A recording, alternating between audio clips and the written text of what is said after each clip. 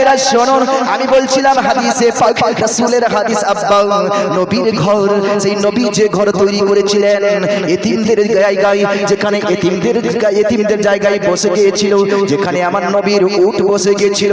আমার নবী যখন মদিনা শহরে যান, মদিনা শহরে যাইবার পরে সবাই বলে ইয়া রাসূলুল্লাহ, ইয়া হাবিবাল্লাহ, আমি জায়গা দিব মসজিদের জন্য।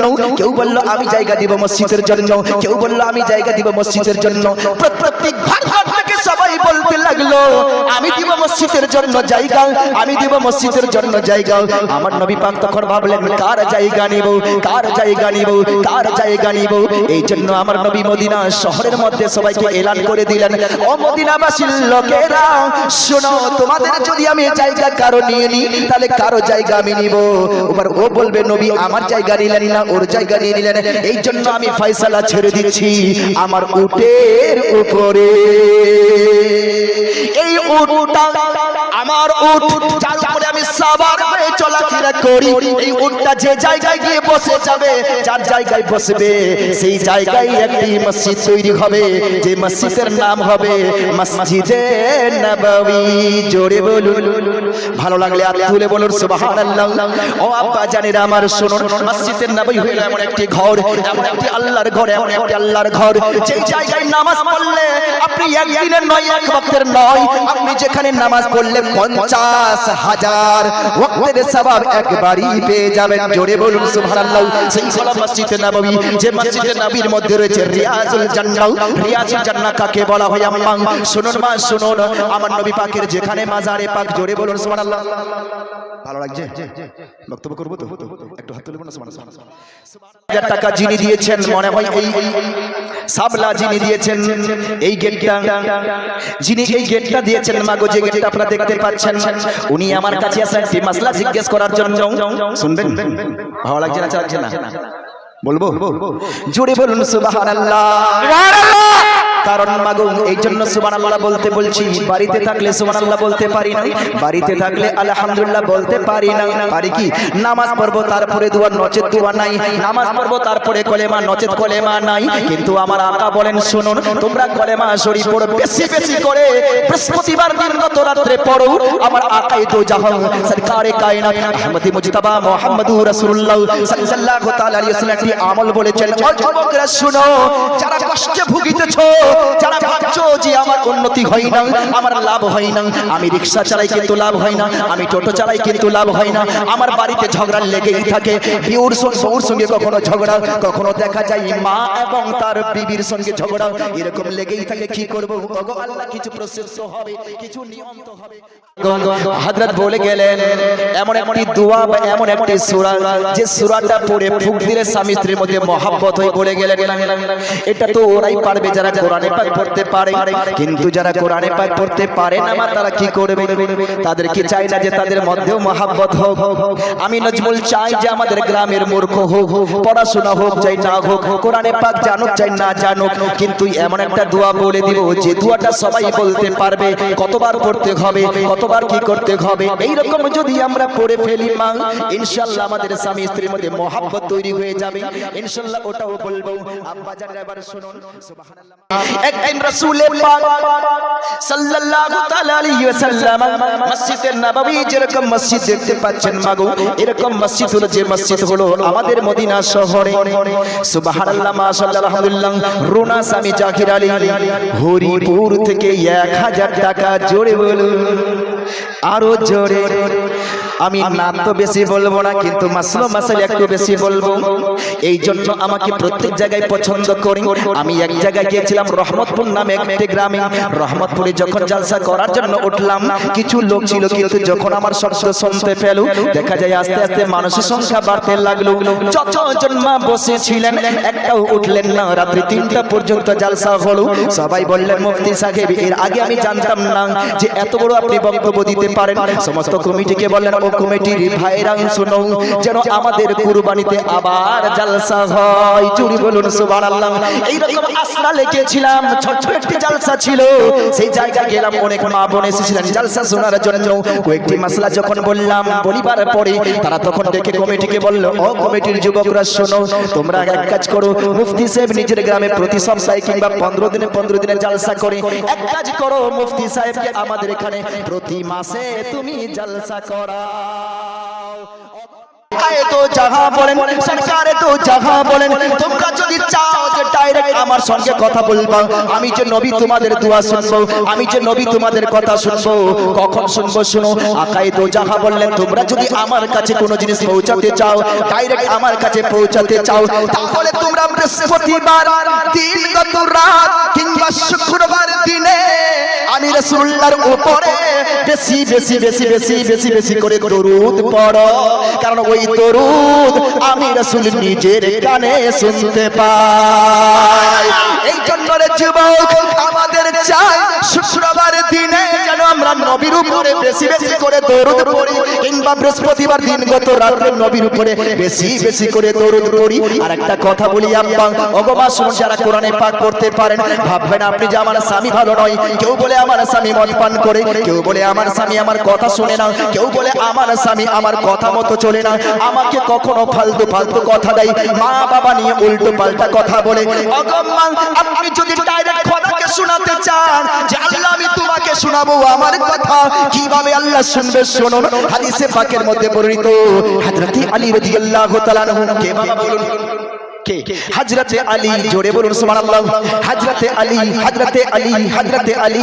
আলী হলো ইমাম হাসান হোসেনের আব্বা জান, আলী হলেন মা ফাতিমার স্বামী জান, নিজের জান স্বামী স্বামী স্বামী হযরতে আলী। আর আলী হলো আমার নবীর নিজের দামাই, আবার নিজের চাচাতো ভাই, জোরে বলুন সুবহানাল্লাহ। হযরতে আলী রাদিয়াল্লাহু তাআলা আনহু, আলী এত বড় আলী, এত বড় আলী, এত বড় আলী, আলী আলী আলী। আলীর নাম হলো হায়দার, আলীর নাম হলো শেরে খোদা, জোরে বলুন সুবহানাল্লাহ। শেরে খোদা আলী। কেন খোদার শের বলা হয়, খোদার টাইগার কেন বলা হয়, খোদার বাঘ কেন বলা হয়? এবার শুনুন, শেরে আলী কেন বলা হয়, কারণটা কি? আলীকে শের কেন বলা হয়, খোদার শের কেন বলা হয়? হযরতে আলী একটি যুদ্ধের মধ্যে গিয়েছিলেন, কোথায় বাবা বলুন না, কোথায়? একটি যুদ্ধে গিয়েছিলেন, যে যুদ্ধের নাম হলো খাইবারের যুদ্ধ। কার যুদ্ধ? খাইবারের যুদ্ধ। খাইবারের যুদ্ধ করার জন্য হযরতে আলী গেছেন। আলী যাইবার পরে এবার আলী হলেন কমান্ডার। আলীর হাতে রয়েছে, এক হাতে রয়েছে ঢাল, এক হাতে রয়েছে তলোয়ার। এই নিয়ে তখন খাইবারের ময়দানে প্রবেশ করলেন। খাইবারের ময়দানে বিরাট বড় দরওয়াজা ছিল, সেই দরওয়াজা ভেঙে আমার আলী ভিতরে প্রবেশ করলেন। সেখানে তখন যুদ্ধ শুরু হয়ে গেল। যুদ্ধ করতে করতে হযরতে আলীর ঢালটা ভেঙে গেল। হযরতে আলীর ঢাল ছিল লোহার যেরকম ঢাল হয়, কেউ যদি তলোয়ার মারে ওটা দিয়ে আটকায়, তাকে বলা হয় ঢাল। ওই ঢালটা হযরতে আলী রাদিয়াল্লাহু তাআলা আনহুর ভেঙে গেল। এবার আলী ভাবছে আমি ঢাল করব তো কি করব, কোথায় পাবো ঢাল? হযরতে আলী দেখতে পেলেন দূরের মধ্যে একটি দরওয়াজা পড়ে রয়েছে। এবার ওই দরওয়াজার দিকে দৌড়াইয়া গিয়ে হযরতে আলী ওই দরওয়াজাকে এক হাতে উঠিয়ে ঢাল করে নিলেন। সুবহানাল্লাহ। এক হাতে নিয়ে ঢাল করে নিলেন। হযরতে আলী ঢাল করে নিয়েছে। এত বড় দরওয়াজা, এত বড় ভারী দরওয়াজা, যখন সেই দরওয়াজাকে নিচের মধ্যে ফেলা দেওয়া হয়েছে, ফেলিবার পরে একজন দুজন 40 জন সাহাবী ওই দরওয়াজাকে উঠাবার জন্য গিয়েছে। যখন 40 জন সাহাবী ওই দরওয়াজা উঠাবার জন্য গিয়েছে, তারা দরওয়াজা উঠা তো দূরের কথা, এক চুল পরিমাণও লড়াতে পারে না। সুবহানাল্লাহ, মাশাআল্লাহ, আলহামদুলিল্লাহ। একটি তালি দিলে মানে 100 টাকা দান করলো, আল্লাহ তুমি কবুল করো। সুবহানাল্লাহ। মুমতাজ পিতা সাকরাতু 1000 টাকা বেটির নামে দান, আল্লাহ কবুল করো তুমি পাক রহমান। সাইদুল পিতা জব্বার 500 টাকা দান, আল্লাহ তুমি কবুল করো পাক রহমান। সুবহানাল্লাহ, মাশাআল্লাহ, আলহামদুলিল্লাহ। রুনা সামি জহির আলী হরিপুর থেকে 1000 টাকা দান করেছেন, আল্লাহ তুমি কবুল করো। সুবহানাল্লাহ, মাশাআল্লাহ, আলহামদুলিল্লাহ। সালাম পিতা বাবলা মৃত্যু 1000 টাকা বাবার নামে, দাদার নামে, দাদির নামে, নানার নামে, যারা যারা মারা গেছে তাদের নামে করে দিয়েছেন দান, কবুল করো তুমি পাক রহমান। সুবহানাল্লাহ। সুবহানাল্লাহ, মাশাআল্লাহ, আলহামদুলিল্লাহ। একটি বোন আমার সাদেকের মেয়ে একটি আঙ্গুঠি দান করে দিয়েছেন। এই যে আঙ্গুঠিগুলি দিচ্ছেন, আল্লাহ তুমি ইনাদের আঙ্গুঠিকে কবুল করে নাও। আল্লাহ ইনার মনের নেক আশা তুমি পূরণ করে দাও। জোরে বলুন আমিন। সুবহানাল্লাহ, মাশাআল্লাহ, আলহামদুলিল্লাহ, আল্লাহু আকবার। বলছিলাম মা গো শুনুন, হযরতে আলী রাদিয়াল্লাহু তাআলা আনহু, সেই আলী এমন আলী, সেই আলী কি বলছেন শুনুন।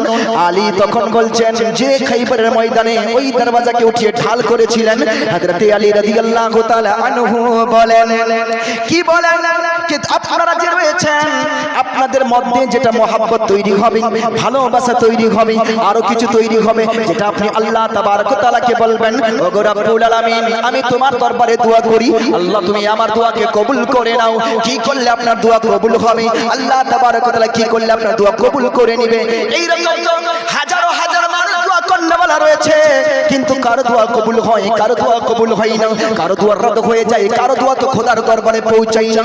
পৌঁছাবার নিয়মটা কি শুনুন, হাদিসে পাকে বর্ণিত, হযরতে আলী বর্ণনা করে বলেন, তোমরা যদি চাও নিজের মুসিবত, নিজের কষ্ট, নিজের মুসিবত, নিজের কষ্ট, নিজের যা কিছু রয়েছে সব কিছু তোমরা যদি খোদার দরবারে পৌঁছাতে চাও, খোদাকে যদি বলতে চাও, ওগো রব্বুল আলামিন তুমি আমার দোয়া শুনো, তুমি আমার মনের মুরাদ পুরা করে দিও, তুমি আমার মনের আশা পুরা করে দিও, আল্লাহ এটা আমার মুসিবত রয়েছে, আল্লাহ তুমি পুরা করে দিও। যদি এই রকম যদি বলতে হয় মা, তাহলে কি করবেন? করার নিয়মটা হযরত আলী নিজেই বলছেন। আলী রাদিয়াল্লাহু তাআলা আনহু বলেন, তুমি যখন খোদাকে বলবা সামনে কোরআনে পাক নাও, সামনে কি নিতে হবে? সামনে কোরআনে পাক নাও, সামনে কোরআনে পাকটা নিয়ে নাও। কোরআনে পাক নেবার পরে কোরআনে পাক বিসমিল্লাহ বলে খুলো, বিসমিল্লাহ বলে খুলিবার পরে এবার যে জায়গা থেকে পারবা সেই জায়গা থেকে শুরু করো। এবার শুরু করতে করতে করতে করতে পড়তে পড়তে পড়তে পড়তে 100 আয়াত পর্যন্ত পড়ো। কত আয়াত? 100 আয়াত পর্যন্ত পড়ুন গো মা। 100টা আয়াত পর্যন্ত পড়তে থাকুন, 100 আয়াত পর্যন্ত পড়তে থাকুন। 100 আয়াত পর্যন্ত যখন আপনারা পড়ে নেবেন, পরিবার পড়ে তখন আল্লাহকে 7 বার ডাকবেন। কতবার মা? 7 বার ডাকবেন আল্লাহকে, বলে ইয়া আল্লাহ, ইয়া আল্লাহ, ইয়া আল্লাহ। এরকম 7 বার আপনি আল্লাহকে ডাকুন। 7 বার আল্লাহকে ডাকিবার পরে খোদার দরবারে 2 হাত তুলে দোয়া করুন, আল্লাহকে বলুন, ওগো রব্বুল আলামিন এটা আমার মুসিবত রয়েছে, ইনশাআল্লাহ তাবারক ওয়া তাআলা। হযরত আলী বলেন, তুমি যদি এরকম দোয়া করে নাও, 100 আয়াত পরিবার পড়ে খোদার দরবারে যদি দোয়া করে নাও, আল্লাহ তাবারক ওয়া তাআলা তোমার দোয়া কবুল করে নেবে। জোরে বলুন সুবহানাল্লাহ, একবার পড়ুন আলহামদুলিল্লাহ, একবার পড়ুন আল্লাহু আকবার। দেখুন আব্বা জানেরা আমার, আমরা হলাম নবীর দিওয়ানা, নবীর আশিক। নবী পাক সাল্লাল্লাহু তাআলা আলাইহি ওয়াসাল্লাম তসলিমউদ্দিন পিতা নিমরুদ্দিন 500 টাকা করেছেন দান। কবুল করো তুমি পাক রহমান, পুরা করে দাও তার সকল মনের নেক আরমান। আল্লাহু সুবহানাল্লাহ, সুবহানাল্লাহ, মাশাআল্লাহ। প্রতিবারে নাই, এবারও আসলো কয়টি দেখেন তো? 6টি আন্ডা এসেছে। জোরে বলুন, এই 6 আন্ডা দিয়েছেন আমার মুজিবুল দাদার মেয়ে বিউটি। আল্লাহ গো, সেই দাদার মেয়েটি বিউটি আল্লাহ তোমার হাবিবের ঘরে 6টি আন্ডা দান করেছেন, আল্লাহ তুমি কবুল করে নাও। জোরে সুবহানাল্লাহ, সুবহানাল্লাহ, মাশাআল্লাহ, আলহামদুলিল্লাহ। রফিকুল আলম পিতা ইলিয়াস আলী 25 কিলো ধান আর 600 টাকা করে দিল দান। কবুল করো তুমি পাক রহমান। সুবহানাল্লাহ, মাশাআল্লাহ, আলহামদুলিল্লাহ। মাগো, এখনো পর্যন্ত আপনাদের কাছ থেকে কিন্তু 4 জন বাকি নাকি? সুবহানাল্লাহ। রুনা সোনা, রূপসানা, আমি যে রুনা সোনা রে বাবা, রূপসানা নামে ইসহাক 1000 টাকা দাদুর নামে, দাদির নামে, নানির নামে দোয়া করে দিবেন। আল্লাহ গো, দোয়া করার জন্য বলেছেন। আল্লাহ ইনার যে মনের আশা, নেক আশা রয়েছে, যে আশা নিয়ে এই মা আমার দান করেছেন, আল্লাহ গো এই মায়ের দানগুলি তুমি কবুল করে নাও। সুবহানাল্লাহ, মাশাআল্লাহ, আলহামদুলিল্লাহ। সাকেলাং দুলিয়াবাড়ি 500 টাকা নগদ, একটি কোরআন শরীফ বাবা মা আর দাদার নামে দোয়া করার জন্য বললেন। আল্লাহ গো এই বোনের আল্লাহ বাবা মারা গেছেন, দাদা মারা গেছেন, আল্লাহ গো এর তুমি কবরের মধ্যে যদি কোনো আযাব হয়ে থাকে, সেই আযাবকে তুমি দূর করে দাও। জোরে বলুন আমিন। আচ্ছা, এই মহিউদ্দিন দাদার বোন দিয়েছে আল্লাহ গো। তার দাদা মহিউদ্দিন দাদা ইন্তেকাল করে কবরের মাঝে কয়েকদিন আগে চলে গেছেন, রমজান মাসে গেছেন আল্লাহ। তার কবরকে তুমি জান্নাতের ফুল বাগান বানিয়ে দাও, জোরে বলুন আমিন। সুবহানাল্লাহ, মাশাআল্লাহ, আলহামদুলিল্লাহ। এনামুল পিতা কাশিম 25 কিলো দান, বাবার নামে দোয়া। আল্লাহ গো, তার বাবা ইন্তেকাল করে কবরের মাঝে চলে গেছে আল্লাহ, তার বাবার কবরকে তুমি জান্নাতের ফুল বাগান বানিয়ে দাও, জোরে বলুন আমিন। সুবহানাল্লাহ, মাশাআল্লাহ, আলহামদুলিল্লাহ। 1 ঘন্টা হয়ে গেল, আর বলবো না বেশি। আননি না, আরো বলবো, আরো জোরে বলুন সুবহানাল্লাহ। একটা বড় মধুর ওয়াকিয়া বলছি, শুনতে রাজি আছেন আপনারা? হাত তুলে বলুন সুবহানাল্লাহ। হযরত ওমর ফারুক রাদিয়াল্লাহু তাআলা আনহু, ওমর ফারুক দ্বিতীয় খলিফা। কত নম্বর খলিফা? দ্বিতীয় নম্বর খলিফা। ওমর ফারুকের ঘটনা সবাই শুনেছেন। ওমর ফারুক মুসলমান হয়েছেন কেমন ভাবে সবাই শুনেছেন। ওমর ফারুকের ইসলাম কবুলের কথা আমরা সবাই শুনেছি, কিন্তু আপনি জানো না আজকে ওমর ফারুক যখন খলিফা হয়ে যান, খলিফা হওয়ার পরে কেমন ভাবে তুমি প্রজাদের উপরে কেমন হয় কি করতো, তার ব্যাপারে একটি ওয়াকিয়া আমি বলছি, শুনুন, জোরে বলুন সুবহানাল্লাহ। একবার বলুন আলহামদুলিল্লাহ। আল্লাহু আকবার, আল্লাহু আকবার। ওমর ফারুক রাদিয়াল্লাহু তাআলা আনহু, তিনি রাত্রি বেলা নিজের গোলামকে নিয়ে রাত্রি বেলা প্রতিদিন প্রতি রাত্রিতে ঘুরে ঘুরে বেড়াতো। কে কোন প্রজা কোন অবস্থায় রয়েছে, কোন প্রজা খেতে পাই না, কোন প্রজা কি অবস্থায় রয়েছে, কোন প্রজার কি মুসিবত রয়েছে, সব কিছু ঘুরে ঘুরে বেড়ায় আর দেখতে থাকেন। একদিন হযরত ওমর ফারুক রাদিয়াল্লাহু তাআলা আনহু নিজের গোলামকে নিয়ে বের হয়ে গেলেন। যাইতে যাইতে যাইতে যাইতে যাইতে যাইতে চতুর্দিকে তাকিয়ে দেখলো। চতুর্দিকে তাকিয়ে দেখার পরে কোথাও কোনো কিছু খারাপই পেল না। দূরের মধ্যে দেখা যায় টিম টিম টিম টিম করে একটি আলো জ্বলিতেছে। আলো দেখে তিনি অবাক হয়ে গেল, এত রাত্রিতে, অন্ধকার রাত্রিতে আলো জ্বলে কেন? সব ঘর আলো বন্ধ হয়ে গেছে, কোন ঘরে কোনো আলো নয়, কিন্তু এই ঘরে আলো জ্বলে কেন? হযরত ওমর ফারুকের মনে চিন্তা হয়ে গেল, অবশ্যই কোনো কষ্ট আছে, কোনো মুসিবত আছে। এই জন্য হযরত ওমর ফারুক আবার টুক টুক টুক টুক টুক টুক করতে করতে করতে করতে মাগো চলে গেল ওই ঘরের কাছে। ঘরের কাছে যাইবার পরে দেখা যায় জানলা খোলা রয়েছে, যে জানলা দিয়ে আলো বের হচ্ছে। নিজের গোলামকে বলছে, গোলাম যাও যাও, একটু দেখো ঘরে কি মুসিবত রয়েছে, কি কষ্ট রয়েছে, একটু দেখে নাও। গোলামকে তখন যাওয়ার জন্য বলানো হলো। গোলাম তখন খিড়কির কাছে যায়। খিড়কির কাছে যাইবার পরে দেখতে পাই দুটি ছোট ছোট বাচ্চা রয়েছে, একটি মা রয়েছে, আর সামনে একটি উনুন রয়েছে, আর উনুনের উপরে কিছু হান্ডি চড়া রয়েছে, যে হান্ডিতে দেখা যায় কিছু খদবদ খদবদ করিতেছে। বাচ্চারা এসে বলে, মা, ও গো মা, 2-3 দিন ধরে কিছু খাইনি মা গো, কিছু তো খেতে দাও মা, কিছু খেতে দাও। সন্ধ্যা থেকে তোমার কাছে বলছি মা, খেতে দাও খেতে দাও। এখন রাত্রি প্রায় 1টা বেজে গেছে মা গো, আমাদের ক্ষুধার জ্বালা বড় লেগে গেছে মা, একটু তো খেতে দিবা মা, একটু তো খেতে দিবা। মা তখন বলে, বেটা রে, এই দেখো তোমাদের সামনে হান্ডি চড়ে রয়েছে, হান্ডিতে যতক্ষণ পর্যন্ত খাদ্য তৈরি না হয় ততক্ষণ পর্যন্ত তোমাদের খেতে দিতে পারছি না। ছোট ছোট বাচ্চারা বলে, মা গো, এই হান্ডি তুমি সন্ধ্যা থেকে নিয়ে রাত্রি 1টা পর্যন্ত তুমি চড়িয়েছো মা, কিন্তু এখনো পর্যন্ত কি খাদ্য রান্না হয়নি? ওগো মা, কেমন করে তুমি কি করলা মা গো? এই খাদ্য তুমি সন্ধ্যা থেকে চড়িয়েছো মা, এখনো পর্যন্ত বলছো খাদ্য হয়নি, খাদ্য হয়নি, খাদ্য হয়নি। মা, তুমি কি আমাদের ধোঁকা দিচ্ছ গো মা? কেন গো মা আমাদের দিচ্ছ না? ও গো মা, তাড়াতাড়ি করে দাও। তোমার কি আমাদের প্রতি মহব্বত নয়, আমাদের প্রতি কি ভালোবাসা নয়? এবার যখনই বললেন, বলিবার পরে মায়ের চোখ থেকে চট করে জল বের বলে, বেটা ওরে সোনা, একটু ধৈর্য ধরো বাবু, একটু ঘুমাইয়া যাও, তোমাকে একটু পরি খেতে দিয়ে দিব, একটু পরি খেতে দিয়ে দিব। এবার মই বাচ্চারা বলে, মা গো, তুমি তো অনেকক্ষণ ধরে বলছো খেতে দিয়ে দিবা, খেতে দিয়ে দিবা। মা, একটু হান্ডিটা দেখাও, দেখি কি আছে হান্ডির ভিতরে, কি তুমি রান্না করছো মা, একটু দেখাও।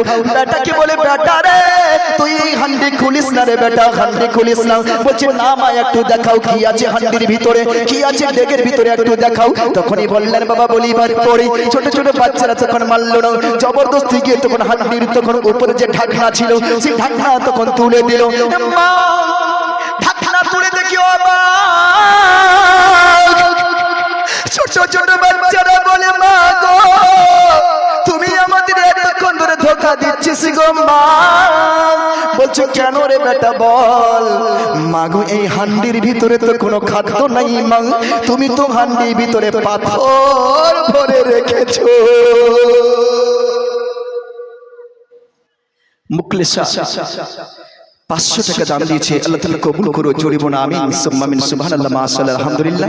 আর কিছু এখানে দিয়েছেন ইয়াসমিন বিবি, স্বামী মমতাজ, মোবারকপুর 10 কিলো গম, আল্লাহ তুমি কবুল করো, সুবহানাল্লাহ মাশাআল্লাহ আলহামদুলিল্লাহ আল্লাহু আকবার। আবার এই দিকে দেখা যায় আন্তরা বিবি, স্বামী আলম, মোবারকপুর থেকে 10 কিলো গম এবং 10 কিলো পাট, আল্লাহ এবং 1000 টাকাও দান দিয়েছেন। নারায়ে তাকবীর, নারায়ে রিসালাত, 1000 টাকা। এদিকে আবার 10 কিলো গম, 10 কিলো পাট আর 10 কিলো গমও দান দিয়েছে, আল্লাহ তুমি কবুল করে, জোরে বলুন আমিন। কথাগুলো শুনবেন বাবা না ছেড়ে দিব? শুনবেন তো? একবার হাত তুলে বলুন না সুবহানাল্লাহ, সুবহানাল্লাহ মাশাআল্লাহ আলহামদুলিল্লাহু আকবার। মাগো ভালো লাগছে মা? শুনবেন কথাগুলো না ছেড়ে দিব? রাত্রি যদি অনেকটা হয়ে গেছে মা, একটু তো শুনুন। রাত্রি প্রায় 2টা বাজতে চললো, ইনশাআল্লাহ আপনারা এখনো পর্যন্ত সবাই আছেন, বাবারাও সবাই আছেন ইনশাআল্লাহ। আজকে জালসা আমি দেখে মনে করছি আজকে ভালো হয়েছে, জোরে বলো। জালসা আমাদের কামিয়াব।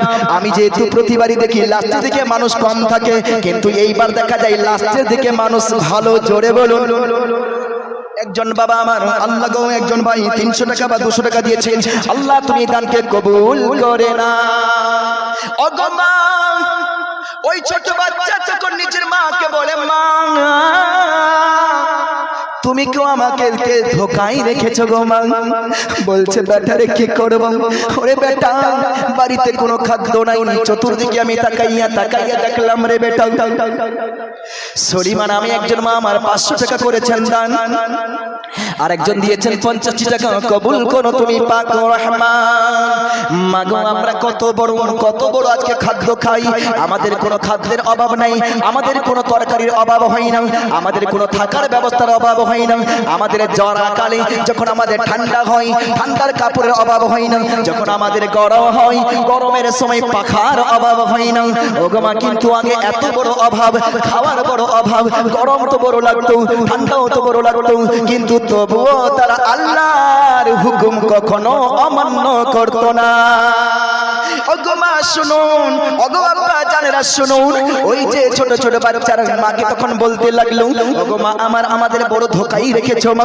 তখন মা তখন ঝরঝর করে চোখের জল ফেলে বলি বাবু রে কি করবো রে বাবু, আমি ঘরের মধ্যে সারা ঘর আমি ঝাড়ু লাগালাম, একটাও পর্যন্ত দানা বের হলো না যে তোমাদের জন্য কিছু খাবার ব্যবস্থা করে দিব।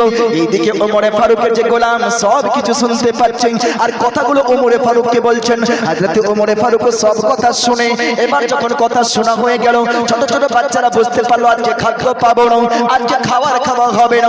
এই জন্য মাকে বললো মাগো কোন রকম আমাদের ঘুম পাড়াইয়া দাও, মাগো যেন ঘুমাইয়া যাই, যেন রাত্রিটা আমাদের কেটে যায়। ওগো মা একটা কাজ করো মাগো, ক্ষুধার জ্বালাই তো ঘুম আসে না, কিন্তু মাগো তুমি যদি নিজের বুকের উপরে লইয়া এই সন্তানদের ঘুমাও তো মা তোমার সন্তানরা মায়ের মমতা পেয়ে ঘুমাইয়া যাবে।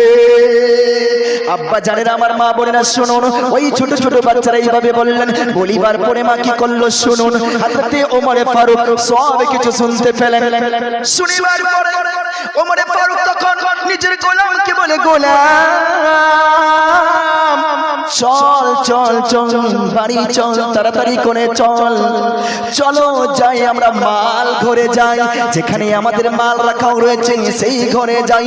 টুক টুক টুক টুক টুক টুক করতে করতে বাবা হযরতে ওমরে ফারুক নিজের গোলামকে নিয়ে চললেন মাল ঘরে যাইবার পরে যেখানে আটা রাখা হয়েছে হযরতে ওমরে ফারুক আল্লাহকে বলছে আল্লাহ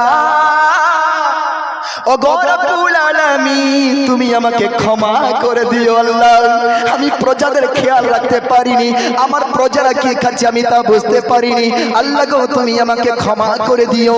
হযরত ওমর ফারুক রাদিয়াল্লাহু তাআলা আনহু ওই তখন গেলেন মাল ঘরে, মাল বাইতুল মাল ঘরে যাইবার পরে সেখানে যাইবার পর এবার যে বস্তা রয়েছে আটার বড়া, আটার বড়িকে তখন নিজের কাঁধে তুলছে। আমিরুল মুমিনিন সমস্ত বিশ্বের আমিরুল মুমিনিন, যিনি হলেন সমস্ত মুমিনদের খলিফা, তিনি হলেন বাদশাহ। এত বড় বাদশাহ, এত বড় বাদশাহ, তিনার কাছে যদি কেউ বিচার নিয়ে আসতো, দুধ কা দুধ পানি কা পানি করে দিত, কখনো অবিচার করতো না। হযরত ওমর ফারুককে দেখে সবাই ভয় করত। হযরত ওমর ফারুকের জামানায় সবথেকে বেশি ইসলাম প্রচার হয়েছে। হযরত ওমর ফারুক রাদিয়াল্লাহু তাআলা আনহু এত বড় খলিফা, এত বড় আমিরুল মুমিনিন, তখন কি করলেন? ওই আটার বোরা নিজের কাঁধে তুলছেন আম্মা। কাঁধে যখন তুলে গোমান, তখন সঙ্গে সঙ্গে গোলাম এসে বলেন, হুজুর মালিক জান, আপনি এটা নেবেন না, আমাকে দিন, আপনি আমাকে এটা চড়িয়ে দিন, আমি এই বোরা নিজের কাঁধে নিব। আপনি হলেন আমিরুল মুমিনিন, আমি হলাম আপনার গোলাম। এটা কখনো হয় না, গোলাম থাকবেই আর আমির বা বাদশা নিজের কাঁধে বোরা নেবে। আমি আপনার গোলাম, গোলাম আপনি আমার কাঁধে চড়িয়ে দিন, আমি এই আটার বোরা নিয়ে যাব। কিন্তু ওমর ফারুকের কথা শুনুন গো মা, কিরকম কথা। হযরত ওমর ফারুক তখন বললেন, গোলাম, এই প্রজাদের খাওয়া না দেওয়ার দায়িত্ব হলো আমার, আমি খেতে দিইনি, এর ব্যবস্থা আমাকেই করতে হবে। ওরে গোলাম, তোমার উপরে এর কিন্তু চাপ নয়, আমি যেহেতু আমিরুল মুমিনিন, এটা আমার উপরে দায়িত্ব রয়েছে, এই দায়িত্ব আমাকে নিজেই পালন করতে হবে। হুজুর গো, আপনি এটা করবেন না, এটা বড় খারাপ লাগবে, আমি আপনার গোলাম, আপনি আমাকে চড়িয়ে দিন। হযরত ওমর ফারুক বলছে, তাহলে শুনো, ওই যেদিন কিয়ামতের ময়দান হবে, সেই কিয়ামতের ময়দানে সেই সময় তুমি কি ভার নিবা আমার, যে সেখানে আমার কতগুলো গুনাহ হবে, সেই গুনাহগুলি আমার পিঠের উপরে চাপানো হবে, সেই পিঠের গুনার চাপ তুমি কি নিবা বলো? তখন ওই গোলাম বলেন, না না না, ওখানকার চাপ তো নেওয়া যাবে না, যখন তুমি ওখানকার চাপ নিতে পারবে না, তাহলে এখানকার চাপ কেন নিবা? এই জন্য আমার দায়িত্ব তুমি আমাকেই পালন করতে দাও। ভালো লাগছে? একটু হাত তুলে বলুন সুবহানাল্লাহ, সুবহানাল্লাহ, মাশাআল্লাহ, আলহামদুলিল্লাহ, আল্লাহু আকবার। এবার দেখুন গো মা কি হচ্ছে। হযরত ওমর ফারুক রাদিয়াল্লাহু তাআলা ওই বোরা তখন নিজের কাঁধের উপরে চড়িয়ে দিলেন। কাঁধের উপরে চড়িয়ে দেওয়ার পরে এবার তখন ওই বোরা নিয়ে চলে যাচ্ছেন। নিয়ে যাইতে যাইতে যাইতে টুক টুক টুক টুক করতে করতে বাবা ওই ঘরে পৌঁছালেন। ঘরে পৌঁছিবার পরে দেখে দরওয়াজা বন্ধ আছে। দরওয়াজায় তখন গোলামকে বলো, দরওয়াজা খুলতে বলো। তখন বাহির থেকে আওয়াজ দিচ্ছে, মা গো, দরওয়াজা খুলো মা, দরওয়াজা খুলো। যখনই বললেন দরওয়াজা খুলো, এবার ভিতর থেকে আওয়াজ এসে, কে এসেছো আমাদের দরবারে? বলছে, মা গো, মদদ করার জন্য কেউ এসেছি আমরা, একটু দরওয়াজা খোলো, আমরা সাহায্য করতে এসেছি। বলছে, কিসের সাহায্য? বলছি, আমরা দেখলাম তুমি বড় অভাবী রয়েছো, এই জন্য তোমার সাহায্য করতে এসেছি, একটু দরওয়াজা খোলো। এবার বাবা কি করবো? ওই মেয়েটা তখন দরওয়াজা খুললো। খুলিবার পর দরজা যখনই খুললেন, খুলিবার পর সামনে দেখছেন একটি মানুষ রয়েছে, ওর সঙ্গে আরেকটি মানুষ রয়েছে। এই মেয়েটা জানেন যে ওমর ফারুক খলিফা রয়েছে, কিন্তু ওমর ফারুককে এখনো পর্যন্ত দেখেননি। ওমর ফারুককে দেখেননি। এবার না দেখলে চিনতে পারবে ইনি ওমর ফারুক? চিনতে পারবে না গো মা। এবার যখন চিনতে পারবে না, শুনুন তাহলে কি হচ্ছে। এবার হযরত ওমর ফারুক রাদিয়াল্লাহু তাআলা ওই তখন বোরা নিয়ে ভিতরে ঢুকলেন। ভিতরে ঢুকিবার পরে বলে, ওগো মা, একটু জল দাও। এবার জল এনে দেওয়ানো হলো। বললেন, একটা বর্তন দাও। বর্তন আনানো হলো। আনিবার পরে ওমর ফারুক নিজেই তখন কি করলেন? আটা বের করলেন। আটা বের করিবার পরে নিজেই তখন আটাকে গুনলেন। ওটাকে গুনদা বলেন, আটাকে সারলেন বা গুনলেন। আটা যখন সানা হয়ে গেল, রুটি তৈরি করতে হবে। রুটি তৈরি করিবার জন্য বলো, তাওয়া দাও। তাওয়া দেওয়ানো হলো। হযরত ওমর ফারুক রাদিয়াল্লাহু তাআলা আনহু নিজের হাতের রুটি তৈরি করে করে করে করে করে করে ছোট ছোট বাচ্চাদের বলেন, বাবুরা এসো। ছোট ছোট বাচ্চাদের বসিয়ে দেওয়ানো হলো। ওমর ফারুক নিজের হাতের টুকরো করে করে বাবা ওই ছোট ছোট বাচ্চাদের খাওয়াইয়া দিলেন। মাকে তখন বলেন, মা তুমিও খেয়ে নাও। ওগো মা, তুমিও খেয়ে নাও। যখন ওই মা দেখলেন এত বড় সুন্দর মহান মানুষ, এত বড় ভালো মানুষ, ইহকালে মনে করো নয় তোমার মতো আর কেউ ভালো নয়, আমাদের খলিফা ওমর ফারুককে না করে তোমাকেই খলিফা করা উচিত ছিল। কাকে? ওমর ফারুককে যেহেতু দেখেননি, ওমর ফারুক যেহেতু সবকিছু করিতেছেন, হযরত ওমর ফারুক রাদিয়াল্লাহু তাআলা নিজে যে রুটি তৈরি করে দিচ্ছেন, এই জন্য সেই মা বলছেন, ওগো আব্বা জান, ওগো ভাই জান, দেখুন আপনি আপনি কত বড় মেহেরবান, আপনি কত বড় দয়ালু, আপনি কত বড় আমাদের সাহায্য করেন বলেন। আপনি এমন রয়েছেন, আপনি যেহেতু আমাকে জানেন না, না জেনে আপনি আমাকে এতটাই সাহায্য করছেন। আর ওই ওমর যে খলিফা হয়ে বসে আছে, তার কোনটি প্রজা কি খাচ্ছে সেটার ব্যবস্থা নিচ্ছে না। তোমাকেই খলিফা করা উচিত ছিল, ওমরের জায়গায় তোমাকেই থাকা উচিত ছিল। এবার কি বলবেন শুনুন, এবার কি হচ্ছে শুনুন। হযরত ওমর ফারুক রাদিয়াল্লাহু তাআলা আনহু তখন চলে যাচ্ছেন, এবার রুটি খাওয়াই দাওয়াই করে এবার যখন বের হয়ে যাচ্ছে, বের হইবার পরে তখন ওই মা জিজ্ঞেস করছেন, ওগো আব্বা জান, আপনি কে বলুন, আপনি কে, আপনি কে, আপনি কে, আপনি এত বড় রাত্রিতে আমার সাহায্য করতে এসেছেন, আপনি কে একটু বলুন। যখনই বললেন আপনি কে, তখন ওমর ফারুক তখন বললেন, আমি ওই হলাম হতভাগা যে প্রজাদের খেয়াল রাখতে পারে না, আমি হলাম ওমর ফারুক। সুবহানাল্লাহ, মাশাআল্লাহ, আলহামদুলিল্লাহ। হযরত ওমর ফারুক রাদিয়াল্লাহু তাআলা দুই চোখ ধরে যখন সেখানে নয়ন ঝরিয়ে বললেন, মাগো আমি তোমার খেয়াল রাখতে পারি, আমি জানিনি যে আপনি এত বড় হতভাগা, এত বড় অসহায় হয়ে আছেন। আজকে রাত্রিবেলা ঘুমলাম, দেখলাম যে তুমি এত বড় অসহায়। হযরত ওমর ফারুক এরকম প্রতি রাত্রিতে ঘুরে ঘুরে বেড়াতেন, আবার দেখতেন কোন প্রজা কি অবস্থায় রয়েছে। একদিন জানেন একটা এমনও হয়েছে মাগো, যেটা আপনাদের একটা ভালো সবক আমেজ বা আপনাদের খুব ভালো হবে, যেটা আমাদের জানা উচিত যে মেয়েদের কিরকম ব্যবহার থাকা উচিত। একদিন এরকম ভাবে ওমর ফারুক রাদিয়াল্লাহু তাআলা আবার বের হয়েছেন, বের হইবার পরে তখন রাত্রিবেলা দেখছেন, চতুর্দিকে দেখছেন আবার একটি করে টিম করে আলো জ্বলছে। ওই ঘরের কাছে গেলেন, যাইবার পরে দেখছে দুইজনে মিলে সেখানে ঝগড়া করছে। একদিকে মা, একদিকে বেটি, দুইজনে মিলে ঝগড়া করছে। এবার যখনই দুইজন মিলে ঝগড়া করে, ঝগড়া কি নিয়েছিল জানো? সেই ঝগড়া ছিল আজকালকার যুগে অনেকই ভেজাল হয়। কি হয়? ভেজাল, সব জিনিসে ভেজাল। এই ভেজাল যে আমরা করি, মাগো যে সকল মা দুধ বিক্রি করেন তারা শুনুন, জোরে বলুন সুবহানাল্লাহ।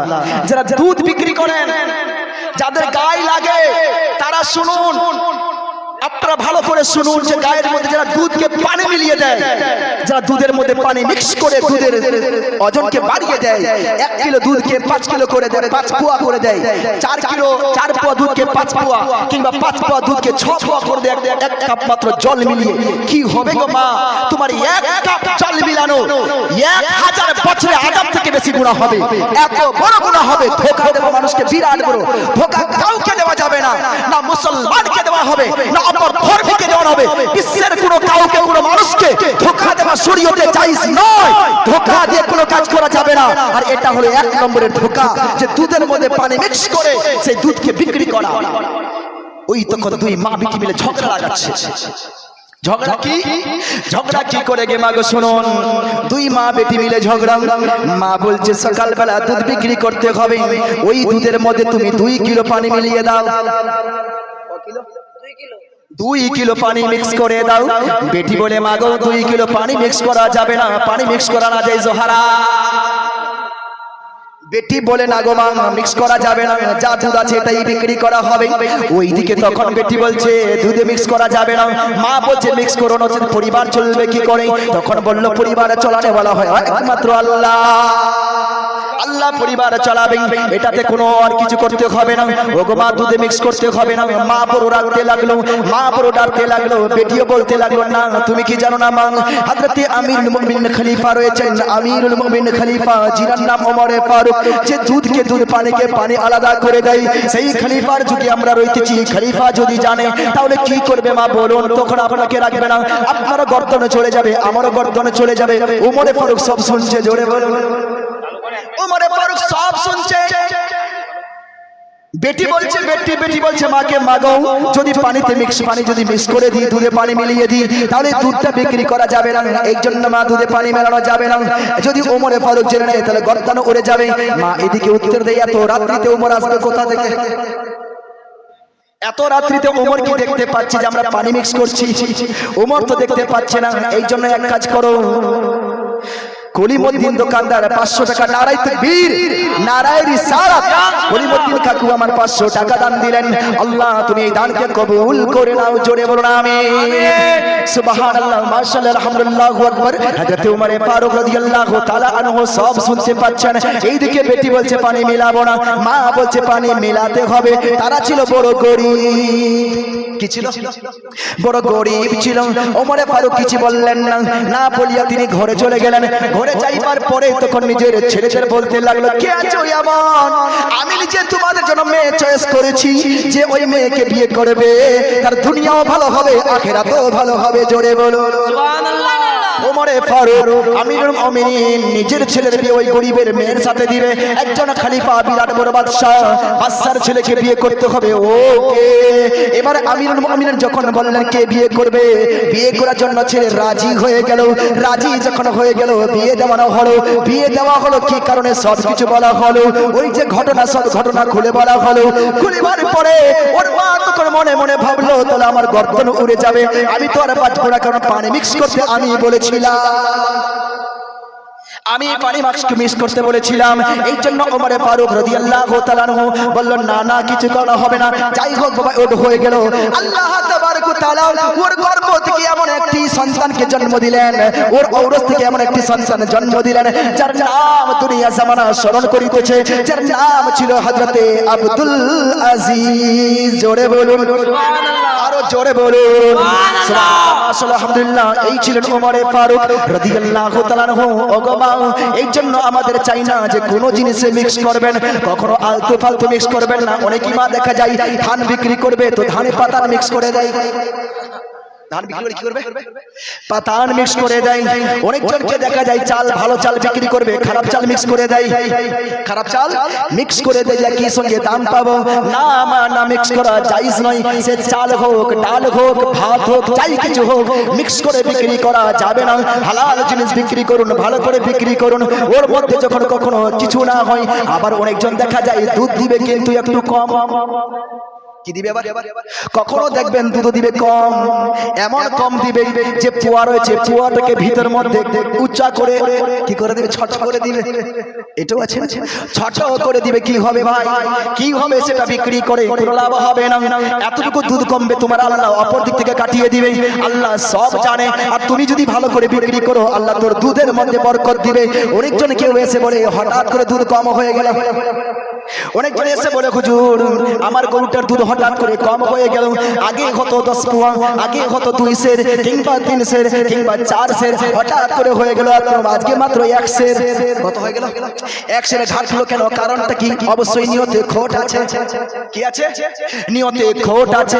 বলছে তাবিজ দাও, তাবিজ দিয়ে সব কাজ হয় না। এই জন্য আমল করতে হয় খোদার কথার উপরে, আমল করতে হয় নবীর কথার উপরে, আল্লাহ তাবারক ওয়া তাআলার কথার উপরে। যদি আমল করি তাহলে ইনশাআল্লাহ আমাদের বরকত হবে, দুধ কখনো গায়ের কমবে না। জোরে বলুন সুবহানাল্লাহ, মাশাআল্লাহ, আলহামদুলিল্লাহু আকবার। এই জন্য মাগো শুনুন একটু কথা আপনাদের বলি মা। এবার আমি এতক্ষণ ধরে বললাম মা, আপনাদের মধ্যে 5 জন মা বলি 5000 টাকা আছে মা? 5000 নাই? আপনি দিলেন, এরা তো অনেকজন দেয়নি না, আরো তো বাকি আছে। দেখি কেউ যে একটু অন্তরে, তুই সুবহানাল্লাহ, এদিকে 1000। নারায়ে তাকবীর, আল্লাহু আকবার, নারায়ে রিসালাত।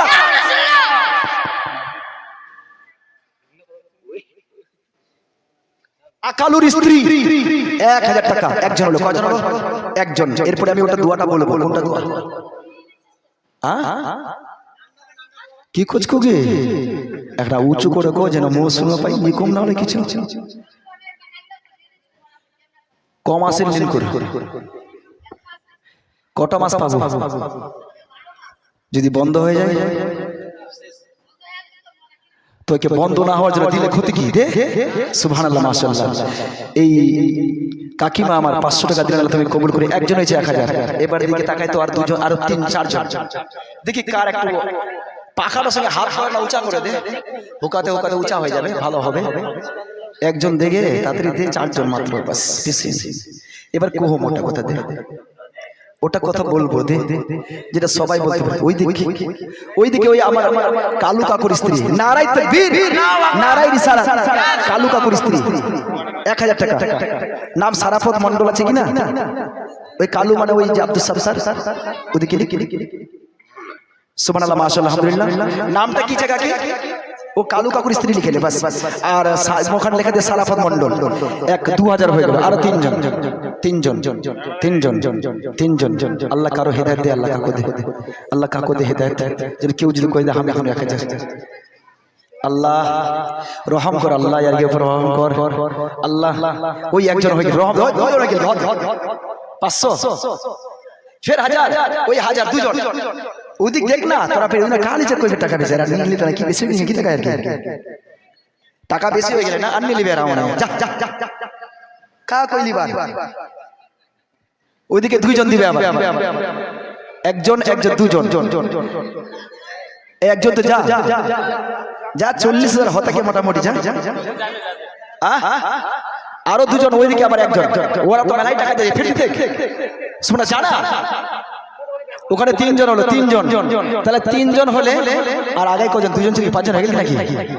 হ্যাঁ নিয়ে 5 × 2 10, আরো 5 জন। বাখরু বউ রিমি না, নারাই তাকবীর, নারাই রিসালাত। বাখরু কাকুর স্ত্রী রিমি, দেখেন ওরাই দিবে দান, কিন্তু এদের মধ্যে কেউ দিচ্ছে না, কিন্তু বিনা মাঙ্গে দে না তোরা। দেখি একজন দিত, একজন 1000 টাকা দিতে, আমি দিন 1000, একজন না বলে আমি চাইবো বাস। দেখি রিমি ওদিকে 11 হয়, কত হয়ে গেল? 6 হলো না? যখন 6 হলো 10 পুরাই দে, একজন যখন বাড়ি 10টা পুরাই দেখে বাস। দেখি আর 4 জন, ইনশাআল্লাহ হবে, অবশ্যই হবে। আল্লাহ এরকো হেদায়েত দে, আল্লাহ এরকে বরকত দে। আয় তুই আয়, তুই কি নিয়ে আসিস? আয় সুবহানাল্লাহ মাশাআল্লাহ আলহামদুলিল্লাহ আল্লাহু আকবার। কত টাকা?